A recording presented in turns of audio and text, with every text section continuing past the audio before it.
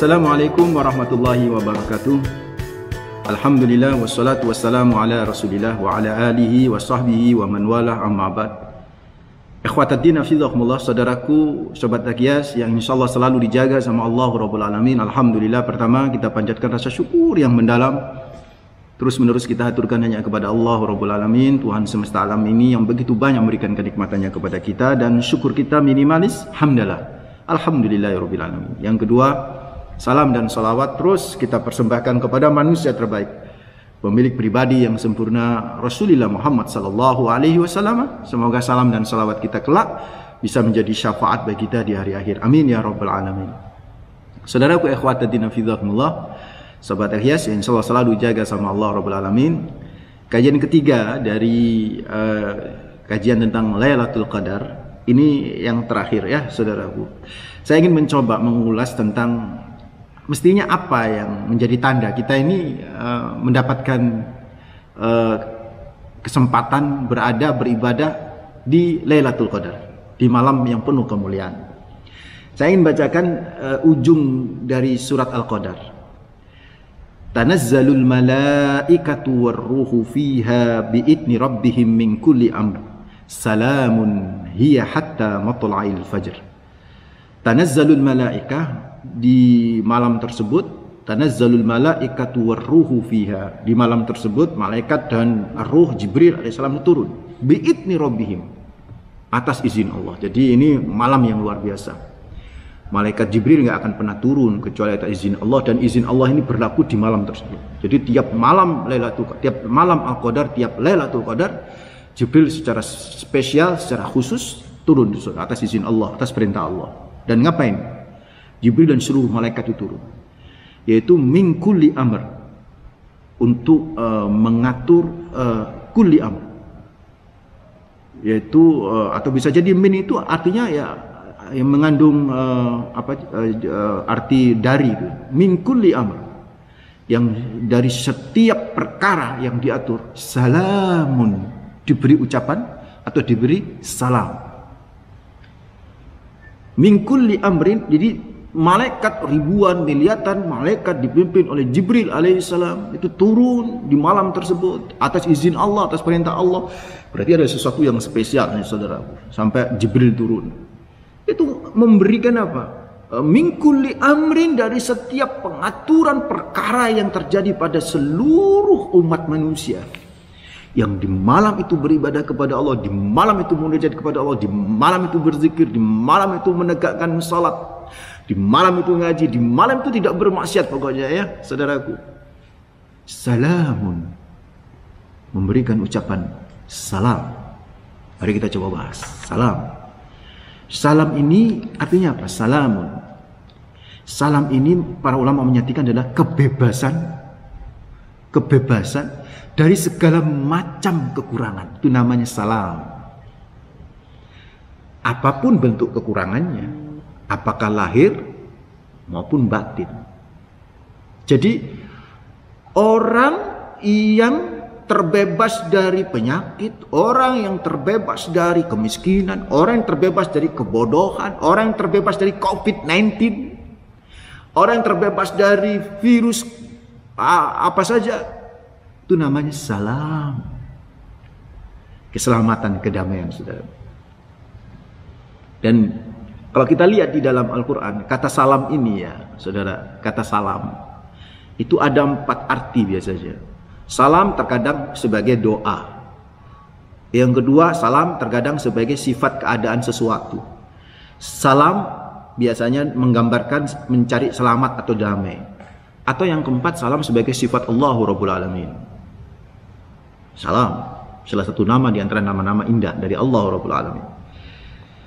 Bila kita memahami salam itu adalah doa, maka ayat itu memberikan informasi kepada kita bahwa para malaikat itu di malam tersebut, di malam yang penuh kemuliaan itu, mendoakan setiap orang yang ditemaninya.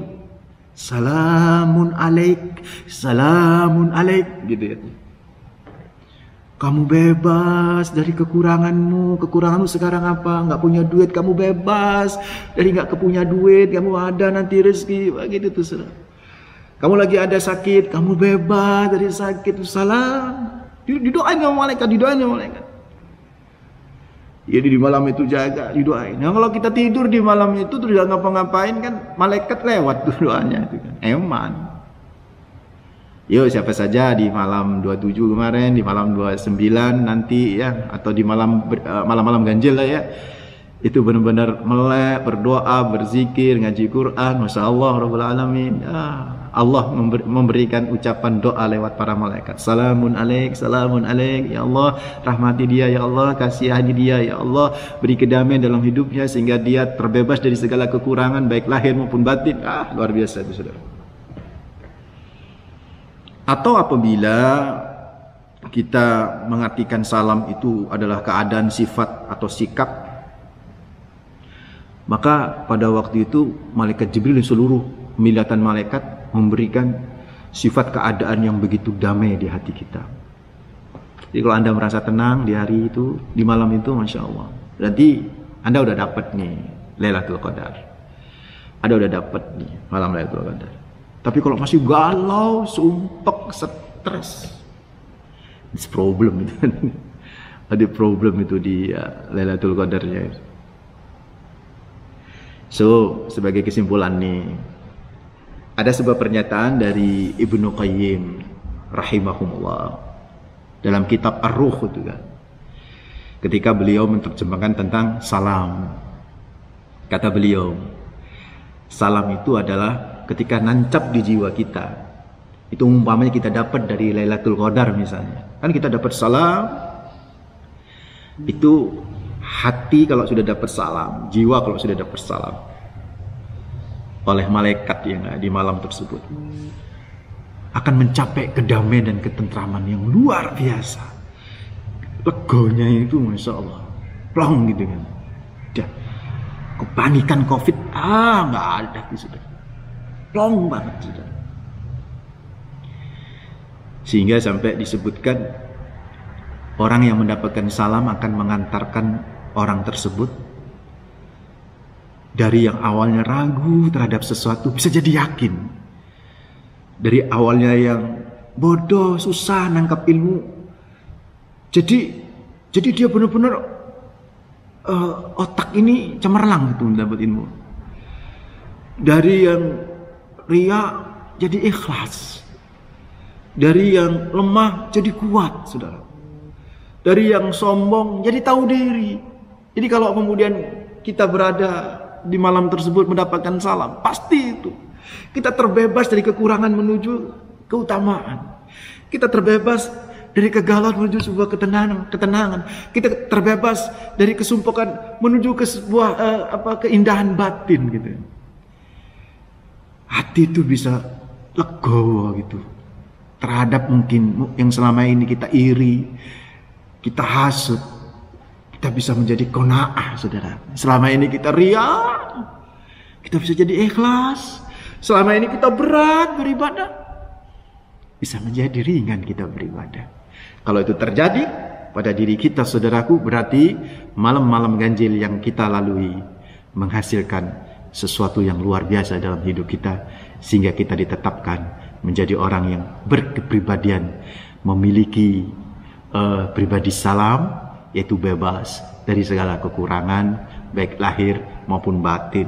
Dan itu terjadi hatta matla'il fajar, sampai nanti fajar menyingsing.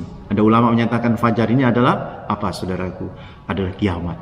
Kita akan tenang terus. Kalau kita nanti ada masalah sumpek, langsung tenang lagi, sumpek, tenang lagi. Bukan tenang terus sampai kiamat. Orang namanya manusia itu kan pasti yazid wa yanqus, up and down. Kadang naik, kadang turun, saudara. Tapi orang yang beriman, orang yang bertakwa, orang yang dapat Lailatul Qadar, turunnya nggak sampai ambles, kan ya. Turun kepleset iya, kepleset maksiat iya, tapi langsung nyadar. Itu tanda orang yang dapat Lailatul Qadar tuh. Bukan tanda Lailatul Qadar itu dia jadi jadi kayak malaikat bersih, nggak melakukan dosa. Ora, tetap namanya manusia yang melakukan dosa, tetapi langsung dia sadar, dia istighfar sama Allah. Begitu tuh, saudara. Mudah-mudahan bermanfaat ya apa yang saya sampaikan, dan mudah-mudahan kita benar-benar bisa mendapatkan Lailatul Qadar. Al-Qadar, kemuliaan dalam jiwa kita, dalam kehidupan kita, dan dalam keluarga kita. Mudah-mudahan manfaat. Aqulu qouli hadza wa astaghfirullah li wa lakum innahu wal ghafurur rahim. Assalamualaikum warahmatullahi wabarakatuh.